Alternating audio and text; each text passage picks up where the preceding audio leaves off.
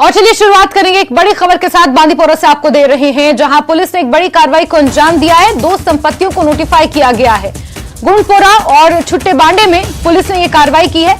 एजाज और मकसूद के घर को नोटिफाई किया गया है। एजाज और मकसूद फिलहाल जेल में है। आतंकवाद से संबंधित मामले में वो जेल में कैद है और उनकी प्रॉपर्टी को यहां पर नोटिफाई किया गया है। बड़ी खबर बांदीपोरा से इस वक्त आपको दे रहे हैं, जहां पुलिस की एक बड़ी कार्रवाई देखने को मिली है। 2 संपत्तियों को नोटिफाई किया गया है। गुंडपोरा और छट्टे बांडे में पुलिस ने इस कार्रवाई को अंजाम दिया है। तस्वीरें सामने आई हैं। एजाज और मकसूद जो कि आतंकवाद से जुड़े मामले में जेल में इस वक्त बंद है, उनकी प्रॉपर्टी को नोटिफाई किया है। और छट्टे बांडे और गुंडपोरा में पुलिस ने इस कार्रवाई को अंजाम दिया है। एजाज और मकसूद के घर को नोटिफाई किया गया है। एजाज और मकसूद फिलहाल आतंकवाद से संबंधित मामले में जेल में बंदी हैं और उन्हीं की प्रॉपर्टी को यहां पर नोटिफाई किया गया है। आप तस्वीरें देख सकते हैं, ये वो प्रॉपर्टीज हैं जो बांदीपोरा पुलिस ने जिन्हें नोटिफाई किया है। बड़ी कार्रवाई को अंजाम दिया है। आतंकवाद के खिलाफ जीरो टॉलरेंस की पॉलिसी अंजाम देते हुए ये तमाम कार्रवाइयां देखने को मिल रही हैं। और सईद हमारे सहयोगी ज्यादा जानकारियों के साथ इसी खबर पर जुड़ चुके हैं। सईद, मौके से क्या कुछ ताजा अपडेट्स मिल पाए हैं?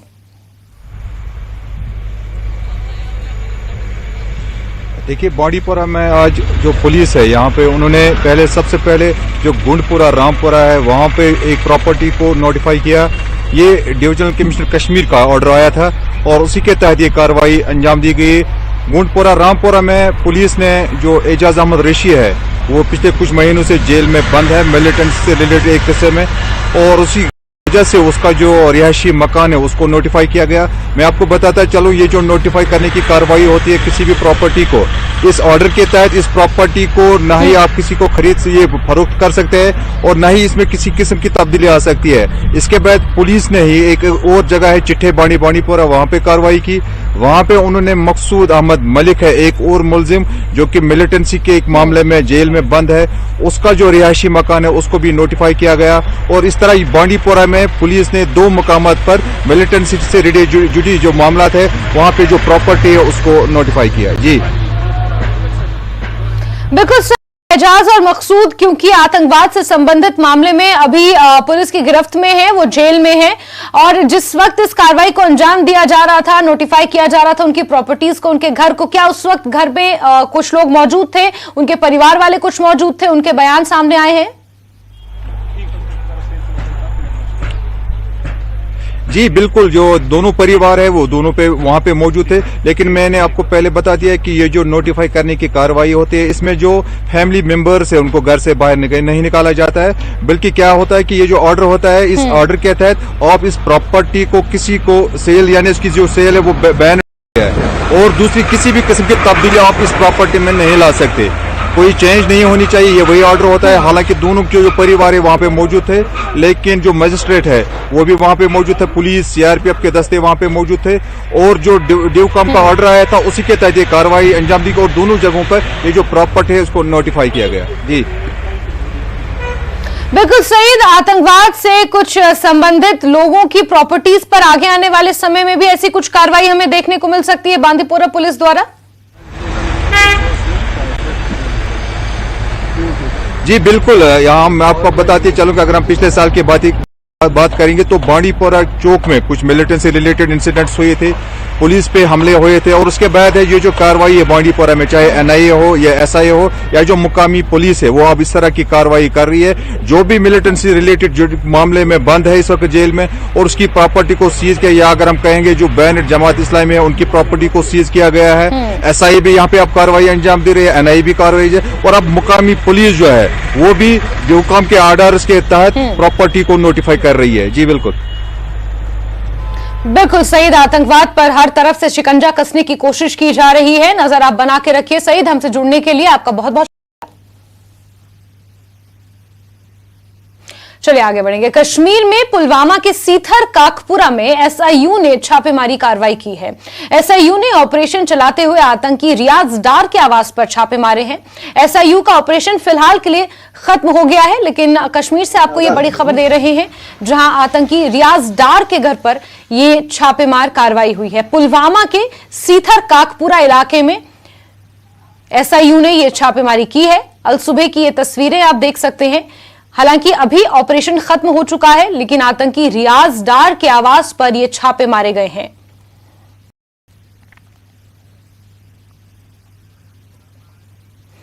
जम्मू कश्मीर में आयकर विभाग ने धोखाधड़ी का पता लगाया है। आयकर विभाग के अनुसार विभिन्न विभागों में धोखाधड़ी हुई है। इसमें कई सरकारी कर्मचारी संलिप्त हैं।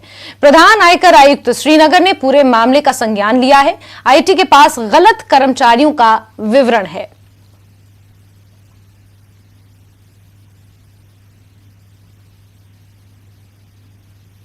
आगे बढ़ेंगे। शारदा मूर्ति यात्रा पूरी श्रद्धा के साथ कुपवाड़ा से कर्नाट टेटवाल के लिए निकली है। इस संबंध में टक्कर खेर भवानी मंदिर में समारोह आयोजित किया जा रहा है। आज कर्नाटक से लाई गई मूर्ति को टेटवाल नियंत्रण रेखा पर पहुंचाया जा रहा है। यहां कल इस प्रतिमा को शारदा मंदिर में स्थापित किया जाएगा और मंदिर का उद्घाटन किया जाएगा। यह एक ऐतिहासिक अवसर होगा।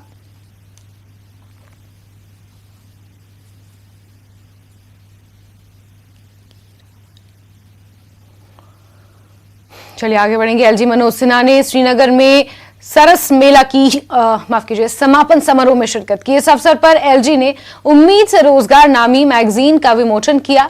एलजी ने कार्यक्रम को संबोधित करते हुए देश की तरक्की में महिलाओं के योगदान की सराहना की।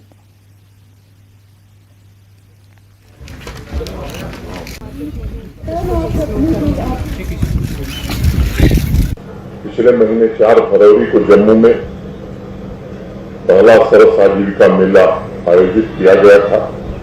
मैं मानता हूं कि समग्र समान और सतत विकास की जिस भावना से जम्मू कश्मीर में महिला उद्यमशीलता को बढ़ावा दिया जा रहा है, उससे एक बात तो स्पष्ट है कि आत्मनिर्भर जम्मू कश्मीर के अभियान का नेतृत्व हमारी भविष्य में करने वाली।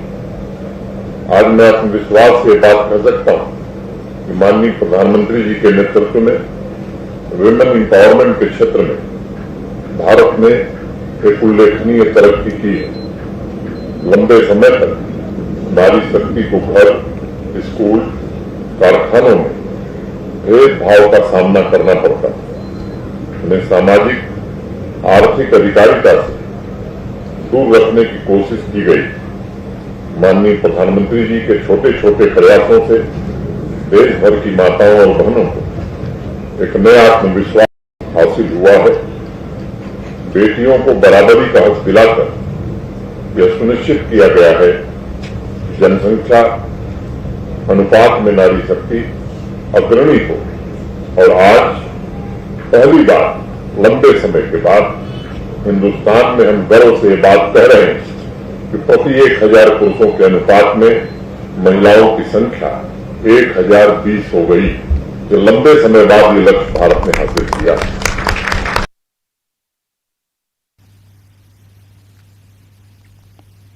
चलिए आगे बढ़ेंगे खबरों में। अमृतपाल सिंह के चाचा ने अजीत सिंह ने सरेंडर कर दिया है। अमृतपाल के साथी हरप्रीत ने भी सरेंडर किया है। अमृतपाल के चाचा के पास से एक पिस्टल और 1 लाख रुपए बरामद हुए हैं।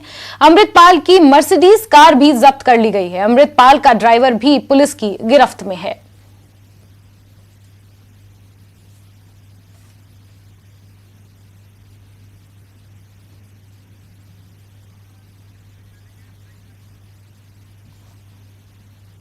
और ब्रेक के बाद खबरों के सिलसिले को आगे बढ़ाते हैं। इमरान खान ने बड़ा दावा किया है। उन्होंने कहा है कि मुझे मारने की साजिश रची गई थी और कुछ लोग वहां पोजीशन के लिए पहुंचे हुए थे। इमरान खान का दावा है कि अगर वो वहां से तुरंत नहीं निकलते तो खून खराबा हो जाता।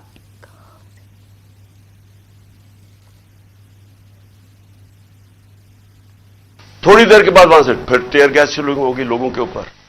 हम फिर खड़े रहे कि ये ना कहे कि इमरान खान अदालत से चला गया। उसके बाद बड़ी देर के बाद दरवाजा खुला। जब मैं अंदर गया के अंदर एंटर हुआ तो सामने पुलिस ही पुलिस और रेंजर्स और पुलिस और नामालूम अफराद मुझे वहां नजर आ रहे थे। उधर सब, मुझे तो एकदम अंदाजा हो गया और अंदर लोग पहले ही समझ गए थे जो हमारे वकील हैं कि इनकी कोई नीयत मेरी हाजिरी की नहीं थी। इन्होंने या मुझे कत्ल करना था वहां और या पकड़ना था। अब कत्ल कैसे करना था? अब जब इन्होंने मुझे, अब वहां, अच्छा वहां पुलिस ने लाठीचार्ज कर दी। अब दरवाजे पे हम खड़े हैं और जो इर्द गिर्द लोग हैं उनको पुलिस मारना शुरू हो गई। होना क्या था? वहां रिएक्शन आना था लोगों का। जो लोग ऊपर तो सारे चढ़े हुए, जो रिएक्शन आना था उन्होंने उस रिएक्शन के अंदर प्लान करना था किसी तरह ये उतरे, इसे कत्ल करे और कहें जी ये इंतशार हो गया, उसमें मारा गया। पूरा प्लान बना हुआ था, ये मैं आपको बता रहा हूं। मैं पहले कहता गया, 2 महीने पहले कहता गया मुझे, जब इन्होंने कत्ल करने की कोशिश, उससे पहले कहता गया कि इनका प्लान बना हुआ है, दीनी इंतहा पसंद के जरिए उसका नाम लेंगे कि जी बहाना मारेंगे, दीनी इंतहा पसंद है, प्लान इन्होंने किया था कि मुझे कत्ल करना है। मैं 2 महीने पहले कहता गया और वो हुआ। मैं आपको ये कह रहा हूं क्योंकि ये खौफजदा हैं, डरे हुए हैं कि अगर इमरान खान जिंदा रह गया तो ये जो इलेक्शन है ये तो जीत जाएगा, चाहे वो जेल में भी हो। डरे हुए हैं कि अगर वो वापस आ गया तो इनका क्या बनेगा। ये सिर्फ जाती मुफादात, ये 2 खानदानों को अपने डॉलर्स की पड़ी हुई है जो उन्होंने 30 साल की मेहनत से चोरी करके बाहर लेके गए मुल्क से। और यहां और भी लोग डरे हुए हैं कि अगर ये आ गया तो शायद पता नहीं क्या कर देगा वो। तो उस खौफ से ये एक ही रास्ता इन्होंने ढूंढा कि इसको हटाए, और ये लोगों को भी पता था। जो मैंने कल इस्लामाबाद में वहां देखा है, मैं आज आपको यह कह दूं कि जो जिस तरह इन्होंने उनके ऊपर टेयर गैस शेलिंग, लाठीचार्ज की, जो मैंने लोगों की उस वक्त उनका जो जज्बा और उनकी जो शक्लें देखी, उनको किसी चीज का खौफ नहीं था। वो खौफ खत्म हो चुका है। तो अगर मैं गाड़ी वहां तेजी से बाहर ना निकालता, मैं आज आपको कह रहा हूं कि वहां वो होना था, सीधा सीधा खून होना था। इन्होंने उनको इश्तियाल दे रहे थे, उन्होंने रिएक्ट करना था और उसके अंदर वो सबके हाथ से गेम चली जानी थी। मैं गाड़ी में बैठा था, मैं क्या कर सकता था? मुझे तो नहीं पता, ना मैं कुछ कर सकता था, ना मैं बोल सकता था। मुझे क्या पता बाहर क्या हो रहा है। आगे बढ़ेंगे। न्यूज 18 नेटवर्क हम राइजिंग इंडिया के तीसरे एडिशन की अनाउंसमेंट करने के लिए बेहद उत्साहित हैं। राइजिंग इंडिया एक ऐसा मंच जहां हम भारत की सफलता और विकास की कहानी को सेलिब्रेट करने के लिए कुछ सबसे बड़ी और सबसे प्रभावशाली हस्तियों को एक साथ लाते हैं। इस साल की थीम होगी रियल हीरोज, जहां हम कुछ असाधारण लोगों की कहानियों के साथ साथ उनकी असामान्य उपलब्धियों की भी बात करेंगे। इन लोगों ने हमारे देश में एक सकारात्मक बदलाव लाने की भरपूर मदद की है। इनमें शामिल होंगे जलवायु आपातकाल से लड़ने वाले लोगों से लेकर भारत की कुछ सबसे पुरानी कला, विरासत और संस्कृति को पुनर्जीवित करने में मदद करने वाले लोग। देश भर से 18 नेटवर्क के पत्रकारों के पूल ने हमारे बीच इन नायकों की पहचान करने में हमारी मदद की है और अगले कुछ हफ्तों में हम इन खास लोगों और इनकी कहानियों को आपके सामने लेकर आएंगे। लोगों की हमेशा से सोच रही है कि लद्दाख की ऊंचाइयों पर सब्जियां कभी नहीं उग सकती। फिर आए उर्गेन फुनसुक, जिन्होंने 14,000 फीट की ऊंचाई पर अपनी निराली सोच और लगन से अपना वजूद दिखा दिया। लोग कहते थे हाँ 14,000 फीट के ऊंचे कुछ यहाँ पे सब्जी नहीं आता है, तो पहले मैंने फूल गोभी बंद गोभी लगाना स्टार्ट किया था। तो लोग हंसते थे, क्या बोल रहे हैं फूल गोभी बंद गोभी आता है बोलेगा तो इसीलिए तो आजकल मैंने 33 टाइप्स का मैंने सब्जी ऑर्गेनिक ही उगाता हूँ जी। उर्गेन की इस कोशिश की वजह से आज लद्दाख में ताजी सब्जियां मिलने लगी हैं। जैसे कि मैंने आज तक ना सब्जी खरीदना पड़ता है, ना सरसों का तेल खरीदना पड़ता है जी, ना लहसुन ना प्याज, सब कुछ यहीं से मैं मगर निकाल के अपना सोच और हौसला होने से तो सब कुछ हो सकते है जी। मेरे से ज़्यादा अभी आने वाले बच्चों को लिए इतना अच्छा एजुकेटेड है जी, सब कुछ हो सकते है जी, बहुत बढ़िया हो सकता है जी। वह अपनी सभी सब्जियां ऑर्गेनिक और केमिकल फ्री तरीके से उगाते हैं। उनके जुनून के चलते उनको सम्मान तो मिला ही है, साथ ही साथ उनका जिक्र प्रधानमंत्री श्री नरेंद्र मोदी जी ने अपनी मन की बात में भी किया है।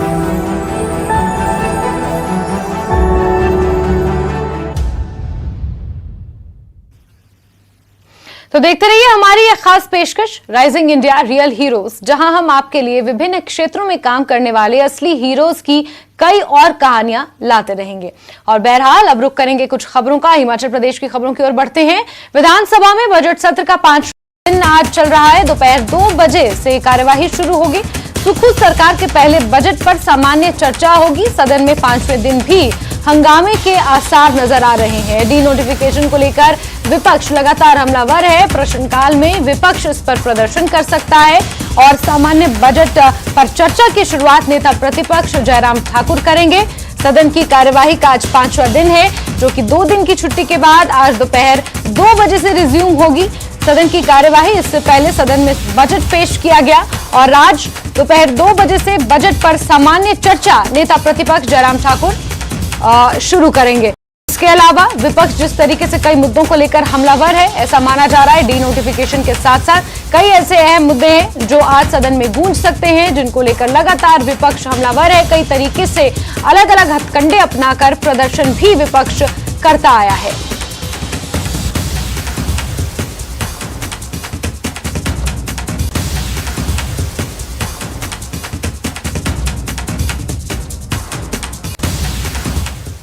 और बात एक और अहम खबर की। चंबा में एक बार फिर भूकंप के झटके महसूस किए गए हैं। ये भूकंप के झटके सुबह 8:08 पर महसूस किए गए, जिसकी वजह से लोग दहशत में आ गए हैं, घरों से बाहर निकल आए।